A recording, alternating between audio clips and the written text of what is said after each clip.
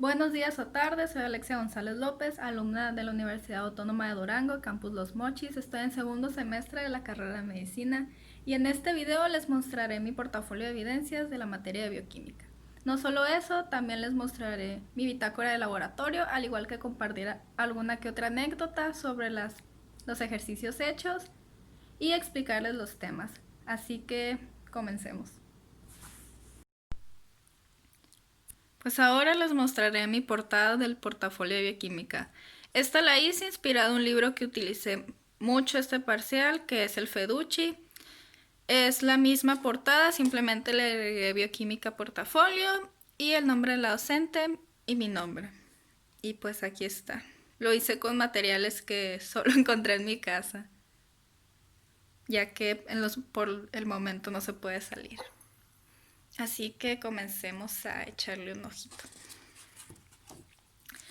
Para cada inicio de parcial le puse su índice que tiene todos los trabajos que se encuentran en ese parcial. Comenzamos el semestre con un glosario de terminología médica para conocer en sí algunos de los términos que íbamos a ver más adelante relacionados con unos artículos, etc. Como aquí se puede ver, hay algunos como disfagia, pirosis, disepsia, colestasis, etc. Luego tenemos este esquema que es de la digestión en el tubo digestivo y aquí se muestra cómo se degradan moléculas como carbohidratos, proteínas, grasas.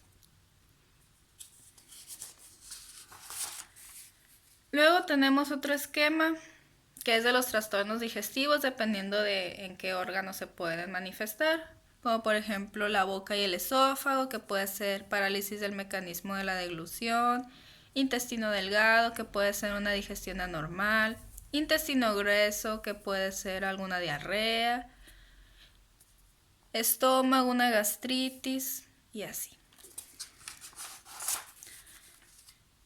Continuando, la maestra nos dejó leer algunos artículos sobre algunas enfermedades digestivas. A mí la verdad el que más me gustó fue el síndrome de mala absorción. Me sentí identificada, aunque todavía no sé si padezco de este síndrome, pero me gustó mucho conocer al respecto por medio del artículo, así que este fue mi favorito. Luego tenemos otro esquema que es de la absorción del tubo digestivo, por medio de qué mecanismo se absorbe en cada parte. Aquí tenemos por ejemplo el intestino delgado, que son las vellosidades de Kerklin, el intestino grueso, y aquí está por medios básicos como difusión, transporte activo, etc. Aquí tenemos un esquema del cual me gustaría hablar más detalladamente. Aquí se ve cómo los niveles altos y bajos de azúcares se regulan. Por ejemplo, tenemos niveles altos de azúcar en sangre que pasan por el páncreas, se convierten en insulina y estimulan la formación de glucógeno en el hígado. Luego tenemos como los niveles bajos en la sangre entran al páncreas, lo que promueve la liberación de glucagón y estimula la descomposición del glucógeno, y esto disminuye azúcar en la sangre. Este esquema fue de suma importancia para cuando vimos el tema de glucólisis en clase, que fue un tema muy elemental en el primer parcial. Continuando, tenemos casi lo mismo explicado en el esquema pasado, pero de diferente manera ilustrado. Aquí tenemos un esquema de cómo se inhiben y activa la glucosa en sangre para que esté en los niveles normales. Y por último, en este parcial tenemos una tabla de GLUTs. Los GLUTs los vimos en clase de manera de exposición por equipos integrados por 2 personas. A mí en sí me tocó el GLUT número 5, que es uno de los únicos que transporta fructosa, y fue bastante interactivo verlos en clase de manera de exposición por los compañeros y además complementarlo haciendo esta tabla de sus diferencias. Y aquí llega el fin del primer parcial. Hicimos nuestro examen y algo que cabe recalcar, desde el segundo parcial empezamos con las clases impartidas a distancia y en línea por la causante de la pandemia mundial del coronavirus. Así que todas las clases y todos los temas vistos de aquí en adelante fueron por medio de Zoom, por Edmodo, etc. Así que aquí está el índice. Y en este parcial vimos el tan temido por algunos, esperado por otros, ciclo de Krebs. Yo desde la prepa ya sabía que lo iba a ver y en la prepa en sí lo vi de manera superficial, podámosle decir. Y tenía, la verdad, yo mucho miedo porque muchas personas me habían comentado que era algo difícil de la materia de bioquímica. Y sí empezamos por un esquema del ciclo de Krebs para en sí adentrarnos a él y conocerlo de una manera. Yo lo hice de esta manera, incluyendo acá abajo qué pasa en cada reacción, si es una condensación, deshidratación, etc. Y pues para mostrarles resumidamente en qué consta el ciclo de Krebs, todo empieza con un acetilcoenzima A. Mediante un citrato sintasa se convierte en citrato. Mediante una acotinasa se convierte en acotinato. En sí esta reacción yo la puse como 2 porque así lo marcaba el esquema, pero se puede marcar como una. Como les estaba mencionando, estas dos reacciones se pueden resumir en una ya que interfieren la misma enzima. Luego el isocitrato con la enzima isocitrato deshidrogenasa se convierte en alfa-cetoglutarato. Con el alfa-cetoglutarato deshidrogenasa se convierte en succinilcoenzima A. Mediante succinilcoenzima A sintasa se convierte en succinato. Succinito deshidrogenasa, fumarato, fumarasa, malato. Y por último el malato deshidrogenasa mediante oxalacetato. Así que como pueden ver no es en sí tan complicado. Lo único que en sí se puede complicar es aprenderse que cada reacción con su enzima, que entra, que sale y pues el tipo de reacción que es. Continuando, vimos un video de fosforilación oxidativa y cadena respiratoria y tuvimos que hacer un resumen de eso. La verdad el video estaba muy bien explicado con muy buenas ilustraciones y a mí me sirvió mucho para comprender mejor el tema, ya que estaba esquematizado al igual.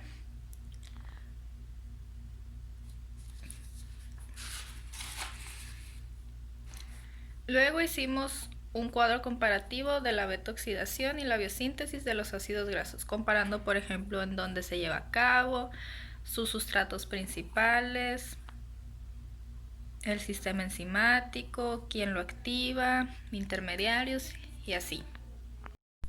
Luego aquí se encuentra una tabla de los diferentes procesos como la glucólisis, la formación de acetil-CoA, el ciclo de Krebs y los ATP producidos, los FAT, los NAD y sus ATP totales, ya que en el parcial pasado tuvimos un poco de problemas identificando los diferentes ATP que resultaban de cada reacción, así que con esta tabla fue más fácil saber.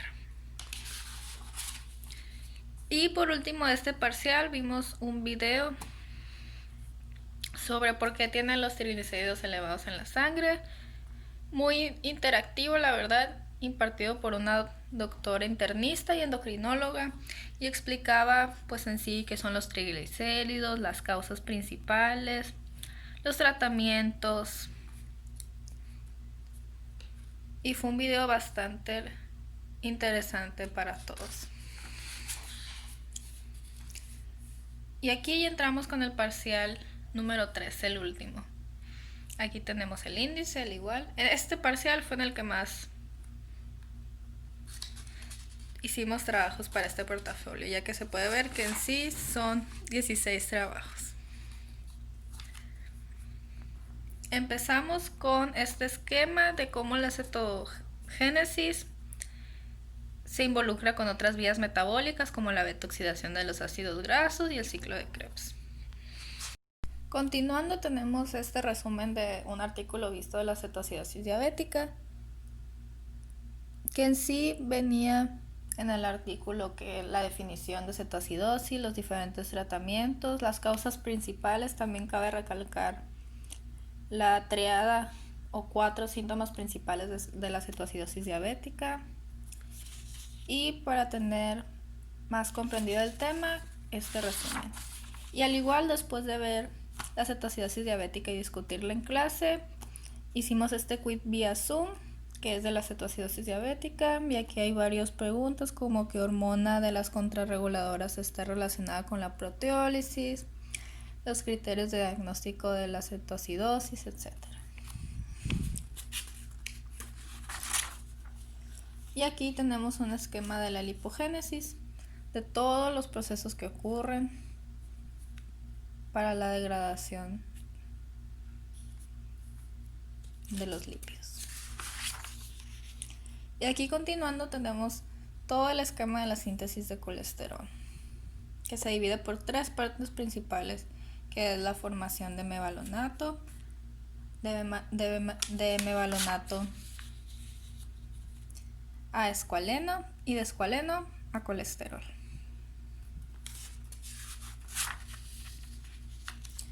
Y aquí, para tener más reforzados los temas de la síntesis de lípidos, tenemos un cuestionario de metabolismo lipídico, el cual fue bien modo que lo teníamos que pasar a esta hoja blanca y contestarlo, y aquí se ve.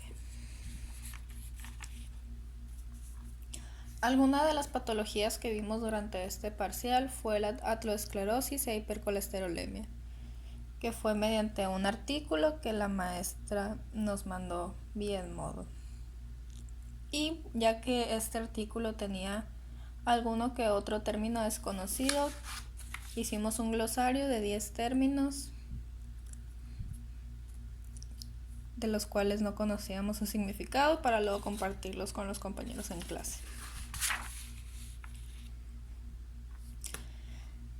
Aquí tenemos un esquema de la ruta endógena y exógena de los triglicéridos.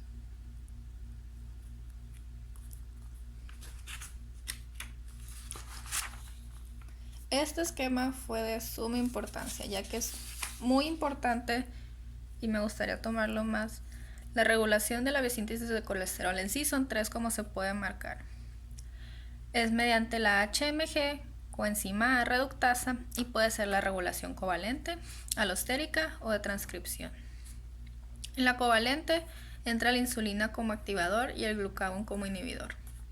En la alostérica se puede ver como inhibidor algunos medicamentos como la lovastatina, los ácidos biliares, el colesterol y el mevalonato. Y en la transcripción tenemos a los SREB, que son de suma importancia. En sí, el SREB 1.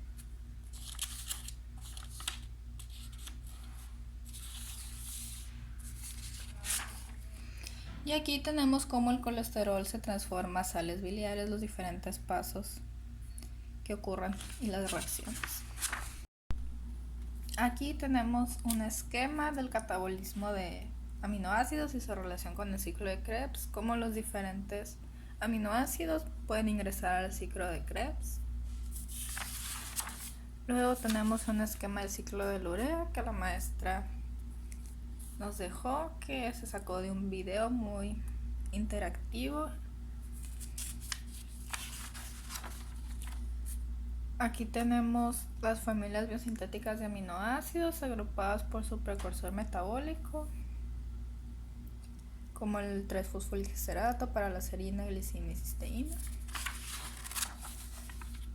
Aquí tenemos la biosíntesis de aminoácidos, un esquema de este con todos sus pasos. Y al igual las familias agrupadas de los aminoácidos, aquí se puede ver. Y aquí empezamos a mostrarles mi bitácora de laboratorio, que hice una portada parecida a la que tenía en la escuela, ya que olvidé en mochis. Lo haré de manera rápida, ya que la mayoría de las prácticas fueron hechas de la misma manera, pero les platicaré de una anécdota. Empezamos con la norma oficial mexicana, ya que íbamos a utilizar muchos RPBI en estas prácticas futuras. La práctica 2 y 3 fue la toma para método de venopunción y trabajo con simuladores.